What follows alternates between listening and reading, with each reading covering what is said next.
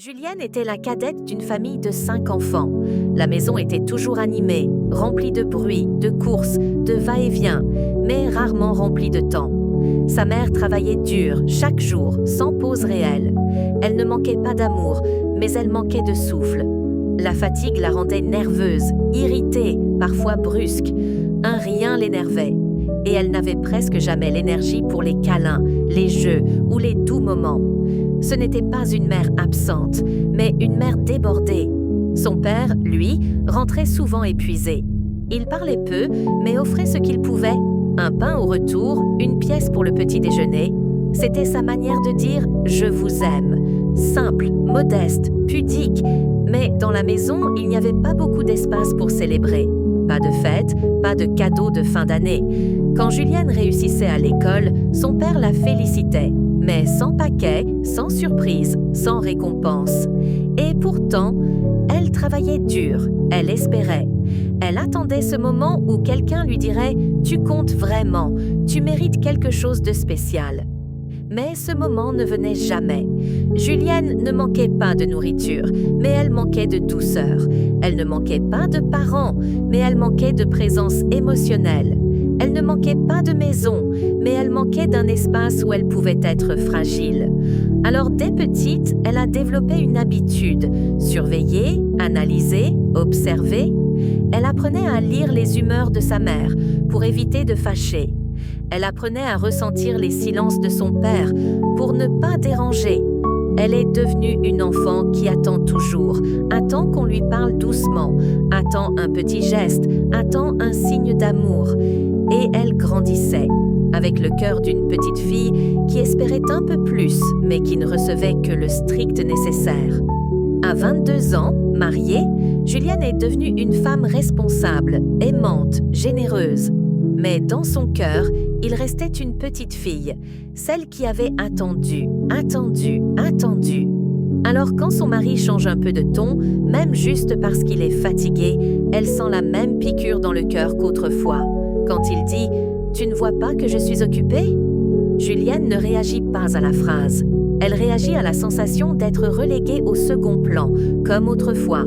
Quand il donne moins d'attention, quand il oublie de faire un geste tendre, quand il ne répond pas immédiatement. Elle ressent une douleur profonde, ancienne, une peur silencieuse. Elle pleure facilement, pas parce qu'elle est faible, mais parce que son cœur n'a jamais appris à supporter le manque affectif. Elle donne beaucoup, beaucoup trop, parce que dans son inconscient, donner plus, c'est augmenter ses chances d'être aimée.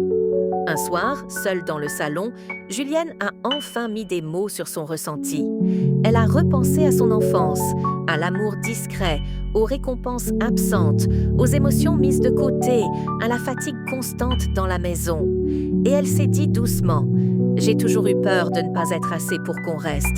J'ai toujours eu peur qu'on m'oublie. » La vérité s'est imposée à elle. Julienne portait la blessure d'abandon, pas l'abandon physique, mais l'abandon émotionnel. L'absence de gestes affectifs réguliers, l'absence de célébration, l'absence de petites attentions.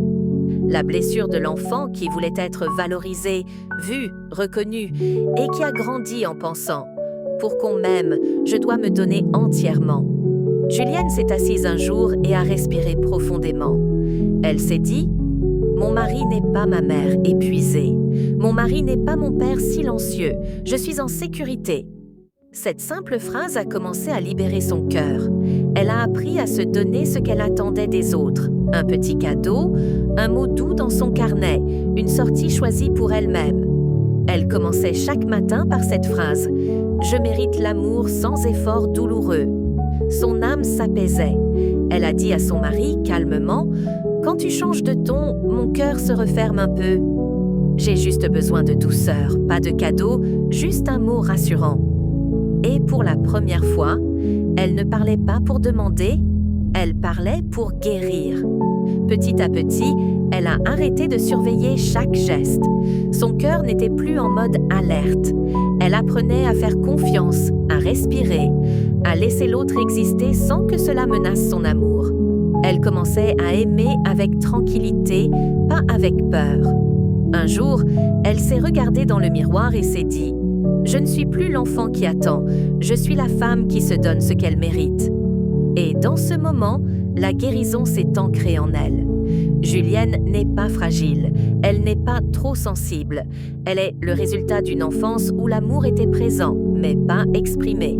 Aujourd'hui, elle réapprend à aimer sans se sacrifier, à recevoir sans se sentir coupable, à vivre sans se sentir oubliée.